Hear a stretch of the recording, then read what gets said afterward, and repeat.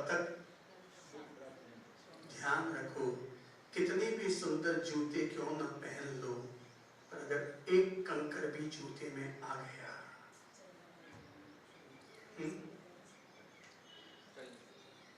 खराब से खराब सड़क को एक अच्छा जूता पहनकर पार किया जा सकता है, पर अच्छे से अच्छा जूता पहनकर भी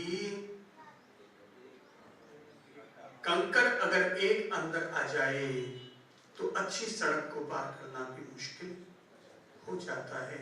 और ये कंकर है अशांति का कंकर। कल ही मैं एक कविता पढ़ रहा था, लो पहले आप लोगों को कविता सुनाता हूं। और उस कविता के शब्द हैं, शांति खोजता रहा, धरती के चारों ओर भटकता रहा, कहां है शांति कहीं तो मिलेगी, इस चाह में जीवन कटता रहा। समुद्र की गहराई में गोते लगाता रहा, झील की शालीनता को निहारता रहा, चट्टानों पर चढ़ता रहा और घाटियां उतरता रहा, पहाड़ियों पर संभलता रहा और रेगिस्तान के धोरों में धंसता रहा, कीचड़ में फिसलता रहा, वन उपवन में टहलता रहा, बाग बगीचे फिरता रहा, हरियाली को घूरता रहा। इसलिए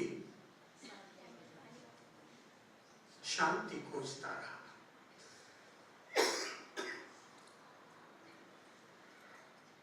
जेठ की दोपहरी तपता रहा, सावन की बौछारों में भीगता रहा, पौष की ठंड में ठिठुरता रहा, बसंती बयारों में मचलता रहा, फूलों की महक से मुक्त होता रहा, मंदिर मस्जिद में चढ़ावे चढ़ाता रहा, मंत्रों का जाप करता रहा, कुरान की आयत पढ़ता रहा, गुरुवाणी गाता रहा, गिरजों में प्रार्थना करता रहा, सत्संगों में प्रवचन सुनता रहा, धर्म गुरुओं के पास रोता रहा, टोने टोटके के भंवर में डूबता रहा, उपवास पे उपवास करता रहा, जात पात ऊंच नीच के भंवर जाल में फंसता रहा।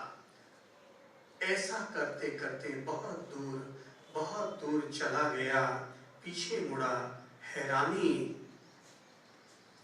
जीवन यात्रा का आखिरी पड़ाव सामने दिखा, रास्ता बंद, लेकिन मन अभी भी अशांत, निरा अशांत, अभी भी मन अशांत, निरा अशांत, वही बेचैनी, वही लालसा,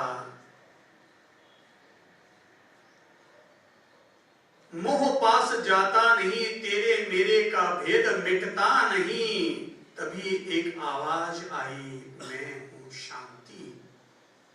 कभी अंतर्मन में झांक के देखो, क्यों मृग तृष्णा में भटकता रहा, कस्तूरी तो तेरे अंदर ही थी, अब पछता के क्या करें जब चिड़िया चुग गई खेत, आज हूं बेसहाय निरा असहाय, मैं मौत की दहलीज पर खड़ा हूं, अशांत था अशांत हूं, अशांत ही जा रहा हूं, अशांत था अशांत हूं और अशांत ही जा रहा हूं। क्या करें, लोग जब कोई व्यक्ति मर जाता है तो मरने के बाद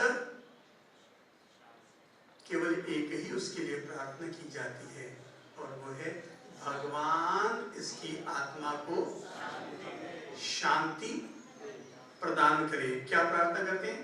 भगवान इसकी आत्मा को शांति प्रदान करे। क्यों भाई, ये क्यों नहीं कहते कि भगवान इसके अगले जन्म में इसको सुंदर महिला प्रदान करे, इसको धन धान्य प्रदान करे, इसे खजाने दे? ऐसी प्रार्थना क्यों नहीं करते हैं? क्योंकि सबको पता है आदमी जीता है तो पत्नी पति के चक्कर में, धन धान्य कमाने के चक्कर में, जेवर जहरात इकट्ठा करने में तो वो अपना जीवन सारा लगा चुका। मरने के बाद अब उसको केवल एक चीज चाहिए जिसे वो जीते जी न पा सका, और वो है आत्मा में शांति। मरने के बाद आत्मा में शांति उसी को मिलती है, या आत्मा को शांति उसी को मिलती है जिसने जीते जी शांति को जिया है। मैंने कभी प्रवचन दिया था शांति पर, तो एक व्यक्ति ने अपनी पत्नी का नाम ही रख लिया शांति। दिन भर कहता रहता था शांति शांति शांति, नाम ही रख लिया पत्नी का शांति शांति शांति। भाई आपके पिताजी ने भी तो कुछ सोचकर आपका नाम रखा होगा। आज तक किसी का नाम राम तो रखा गया, पर रावण किसी का नाम नहीं रखा गया। शांति तो रखा गया, पर अशांति नहीं रखा गया। यही सोचकर रखा गया है। कृष्ण नाम रखा गया, पर कंस नाम नहीं रखा गया। भाई क से कृष्ण और क से कंस, र से राम और र से रावण, राशि तो दोनों की एक है, पर सबकी मन स्थिति अलग अलग है। परिस्थिति और ग्रह गति को बदलना इंसान के हाथ में नहीं है, पर मन की स्थिति को बदलना आदमी के हाथ में है। मेरे समझ से विद्यार्थी को भी शांति की जरूरत है, व्यापारी को भी शांति की जरूरत है। ऐसे लगता है शांति की जरूरत नहीं है, लेकिन जब जब पापा डांटते हैं तो बच्चे को लगता है नहीं मुझे शांति की जरूरत है। ऐसे लगता है शांति की जरूरत नहीं है, लेकिन जब जब व्यापार में घाटा लग जाता है तब तक लगता है मुझे शांति की जरूरत है। ऐसे लगता है शांति की जरूरत नहीं है, लेकिन पत्नी पहले मर जाए तो आदमी को लगता है शांति की जरूरत है। अभाव होने पर ही आदमी को शांति की जरूरत महसूस होती है। पर मैं आपको ये समझाना चाहूंगा कि शांति 100 साल का सफर है। जीवन के हर कदम पर शांति पाने की जरूरत है। अपने दिमाग में चैनल चलाओ, मैं शांत हूं, शांत रहूंगा। मैं मरकर शांत नहीं बनूंगा, जीते जी अपने स्वभाव को शांति में बनाऊंगा। किसको? स्वभाव को शांति में बनाऊंगा। कैसे किया जा सकता है शांति का प्रबंधन? तो छोटे छोटे बीज मंत्र दे देता हूं कि जिन बीज मंत्रों को जीवन के साथ जोड़कर हम 10 में से 8 निमित्तों को नेग्लेक्ट कर सकते हैं। केवल 2 निमित्त ही हम पर असर करेंगे, पर अगर हम शांति की जागरूकता रखेंगे तो वो 2 निमित्त भी हम उनको भी नेग्लेक्ट करना सीख जाएंगे। शांति पथ का पथिक बनने के लिए पहला कदम, हर कार्य शांति से करें, शांत भाव से करें। क्या है पहला नियम? हर कार्य शांति से करें, शांत भाव से करें। अस्थिर मन से कार्य करोगे तो कार्य कभी भी सही नहीं होगा। अस्थिर मन से कार्य करोगे तो कार्य में कभी परफेक्टनेस नहीं आएगी। वो कार्य तुम्हें भी अशांति देगा, और जिनके सामने तुम अपने कार्य की परिणति लेकर आओगे वहां से भी अशांति लौटकर आएगी। इसलिए हर कार्य को शांति से करो, धीरज से करो, अपने आप हर कार्य पूर्ण होगा। शांत भाव से करो। अधीर मन से, उद्विग्न मन से अगर काम करोगे तो काम हमेशा गड़बड़ होगा।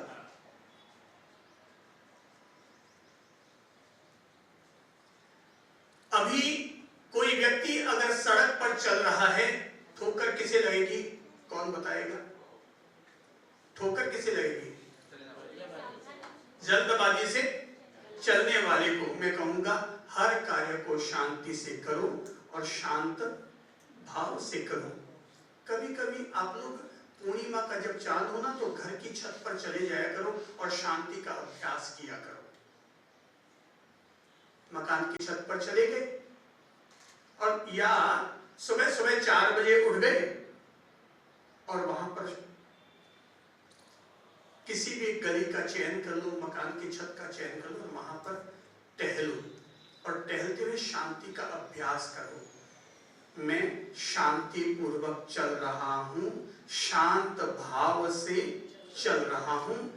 10 मिनट का ये अभ्यास करके देखो, 11वें मिनट में आप चमत्कार पाओगे।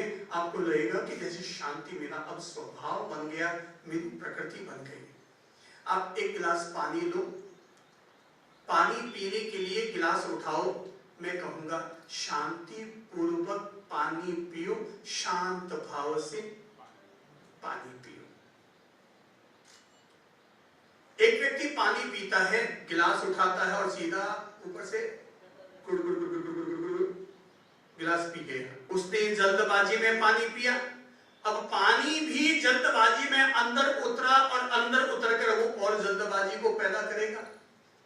इसलिए कहते हैं पानी जब भी पीना हो तो बहती नदियां का पानी मत पियो, जब भी पानी पीना हो तो सरोवर का शांत जल ग्रहण करो, क्योंकि उसमें नदी में पानी बह रहा है, उछल रहा है, कूद रहा है, और शांत सरोवर में पानी शांत है, निर्मल है। शांत निर्मल पानी पियोगे तो अंदर भी शांति घटित होगी, और उत्तेजित पानी पियोगे तो अंदर जाकर उत्तेजना पैदा होगी। आप किसी को भोजन करवा के देखो या खुद भोजन करके देखो, फटाफट खा के देखो, गाल दांत के बीच में आ जाएगा, पर शांति से भोजन करोगे तो कभी भी चूक नहीं। व्यापार करो, शांति से करो। भोजन बनाओ, शांति से बनाओ। हाय हाय करना छोड़ो। अशांति का पहला कारण है हाय हाय हाय। धंधा करते समय भी हाय हाय। लोग करते हैं आह, मैं कहूंगा कहो वाह। आदमी करता है आह, मैं कहूंगा कहो वाह। अगर मान लीजिए कि चक्कू से आप सुधार रहे थे, एप्पल सुधार रहे थे और कट लग गया, आप कहेंगे आह, पर आह निकल गया तब भी कह दो वाह भगवान थैंक यू, इतने से भी मामला निपट गया, इतने से ही मामला निपट गया। छोटा सा ही तो कट लगा, कोई खास बात नहीं थी। मैं चक्कू लेके आ रहा था, पाँव फिसल जाता और चक्कू मेरे हाथ में होता और गले पर चला जाता तो। इसलिए कहते हैं धन्यवाद जरूर देना चाहिए परमात्मा को। सुबह उठते भी धन्यवाद दो, दोपहर में भी दो, हर कार्य करते समय परमात्मा को याद करना मत भूलो, धन्यवाद अवश्य। मैं तो ये सुझाव देना चाहूंगा, जिन लोगों को भी लगता है कि उनसे बार बार गलती हो जाती है, हाथ जल जाता है, कट लग जाता है, ठोकर लग जाती है, गाल दांतों के बीच में आ जाता है, बोलते समय कई बार चूक हो जाती है, जल्दी गुस्सा कर बैठते हैं, उन सभी लोगों से कहूंगा एक आदत बनाओ, और वो आदत है मैं हर कार्य शांति से करूंगा और शांत भाव से करूंगा। उद्विग्न भाव से काम मत करो। जिस समय लगता है तेजी आ गई, पापा से कह दो पापा अभी प्लीज 10 मिनट के मुझे छोड़ दो, अभी मेरा मन बड़ा उद्वेलित है, मैं 10 मिनट जाकर के अपने आप को रिलैक्स करता हूँ, उसके बाद आकर के काम करता हूँ। रिलैक्स करके काम करोगे तो जो काम आप 1 घंटा में निपटाने वाले हैं वो 30 मिनट में निपट जाएगा। पर उद्विग्न भाव से करोगे तो हो सकता है काम करने के लिए तो आप चल पड़े, पर 5 मिनट 10 मिनट में ऊब जाएंगे और काम कभी भी अच्छा और पूरा नहीं हो पाएगा। दूसरा काम, मन की शांति के लिए दूसरा स्टेप, दूसरी आदत डालें, और वो है अपने गुस्से को अपने काबू में रखें। अपने गुस्से को काबू में रखें। मैंने कहा मन से नमन होता है और मन से मनन होता है, पर मनन कर लोगे तो शमन होगा, मनन कर लोगे तो शमन होगा, शांति अपने आप घटित होगी। मैं फिर कहूंगा 10 में से अगर 8 निमित्तों पर आप गौर करेंगे तो आपको लगेगा मैंने फालतू ही गुस्सा किया, जबकि उसमें ऐसा कोई गुस्सा करने की जरूरत नहीं थी, कोई इतनी बड़ी बात नहीं हुई थी जिसके लिए मैं हाका हुका हो हल्ला करूं और अपने माइंड को और अगले को भी डिस्टर्ब करूं। 10 में से 8 को नेग्लेक्ट किया जा सकता है। केवल 2 बात पर अगर गौर करोगे या गुस्सा करोगे तो बच्चा भी कहेगा, बच्चे से पूछते हैं बेटा मम्मी डांटती है? बोले हाँ, जब मैं गलती करती हूँ तो मुझे मम्मी डांटती है। दादी डांटती है ना? हाँ। फट से बच्चे ने कह दिया हाँ। कब डांटती है? कब डांटती है? जब कोई गलती करता है। देखो, अब बच्ची ने कहा कि जब मैं गलती करती हूँ तो मुझे डांट पड़ती है। 10 में से 2 बार डांटोगे तो उसको समझ आ जाएगा मैंने गलती की इसलिए मुझे डांटा, और बात बात में अगर डांटोगे तो बच्ची के मन में आ जाएगा दादी की तो आदत है, वो यूं ही बाय बाय बाय बाय करती रहती है, तो फिर वो उनकी बात पर गौर भी नहीं करती। मेरा मानना है आपने अगर गुस्सा किया तो वो आपके घर के लिए औषधि बन जाना चाहिए। एक बार आपने गुस्सा कर दिया तो 1 महीने तक पूरा घर आपका अगर सावधान रहता है तो आपका गुस्सा सार्थक है, अन्यथा वो गुस्सा आपके लिए ही आत्मघातक है, आपको खुद को ही नुकसान पहुंचाएगा। इसलिए तीसरा नियम मन की शांति के लिए, और वह है नेग्लेक्ट करना सीखो। शांति के लिए तीसरा मंत्र क्या है? नेग्लेक्ट करना सीखो।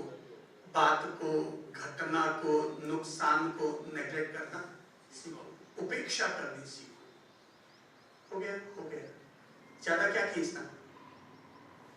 अति ताणियों टूटे, अति खाद्यों खूटे। एक बड़े अच्छे संत हुए समय सुंदर जी, उन्होंने ये लाइन कही थी, अति ताड़ियों, बोलो सब लोग बोलो, अति ताड़ियों टूटे। उनकी लैंग्वेज बोलो पहले तो, अति ताड़ियों टूटे, ज्यादा खींचने से टूटता है। अति खाद्यों खूटे, घड़ों खाओ तो माल खूटे लगे। तो अति ताड़ियों टूटे और अति खाया खूटे, तो घड़ों खाओ तो माल जल्दी खत्म हो जाए। तो हर चीज को संयोजित करके चलो। मैं ये बात सिखाना चाहूंगा, नेग्लेक्ट करना सीखो। ये एक आदत ये जीवन के कई दुखों को हमारे जीवन से दूर कर सकती है। बड़े बुजुर्गों की एक शिकायत रहती है, बहुआ सेवा नहीं करे, टापर कहना नहीं माने। मैं सभी बड़े बुजुर्गों से कहूंगा आज ये मंत्र अपने जीवन के साथ जोड़ लो, और वो है नेग्लेक्ट करने का मंत्र। बहू पूछ के जा रही है, अच्छी बात, नहीं पूछ के जा रही है तो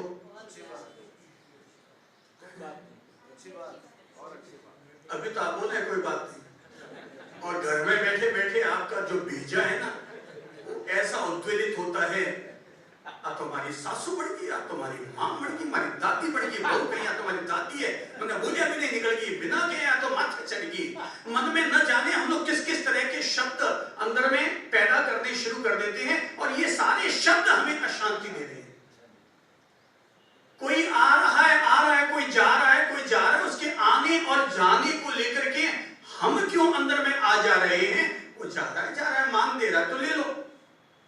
और आपको बता दूं, कोई भी बच्चा तभी आपको बिना बोले जाएगा, बिना कहे जाएगा जब आप बार बार मना करते हैं। आप अगर कह देते हैं हाँ बेटा आराम से जाओ, तो उसको बोलने में, बताने में आपको क्या जोर जाता है? आप बार बार मना करते हैं, वो बहू आती है, पापा एक फिल्म देखने की इच्छा हो रही है, हाँ बेटा आराम से जाओ बेटा, कोई मेरी तरफ से मना नहीं है, बेटा एक शर्त पर तुझे जाने दो। बोले क्या? तो आपके भी मन की कर लो और उसके भी मन की पूरी हो जाएगी। बोले क्या? बोले बेटा आज तू मूवी देखने जा, पर कल सुबह मंदिर भी जाएगी।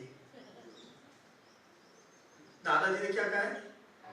मैं तुझे एक शर्त पर अनुमति देता हूं। क्या कहा है अनुमति देते समय? बोली आज तू मूवी जा देखने के लिए, पर कल सुबह मंदिर जाएगी। अब उसको जाना कहाँ है? मूवी देखने के लिए, पर आपने मूवी का लालच तो दे दिया, पर साथ में मंदिर को भी जोड़ दिया। अब वो मंदिर के लिए हाँ कहेगी या ना? ईमानदारी से बोलिएगा, हाँ कहेगी ना? हाँ कहेगी, क्योंकि उसको मूवी के लिए भी अनुमति मिल गई। तो थोड़ा मेरे मन का हो गया और थोड़ा तेरे मन का हो गया। नेग्लेक्ट करना सीखो। बिना नेग्लेक्ट किए कोई भी व्यक्ति अशांति को नहीं मिटा सकता।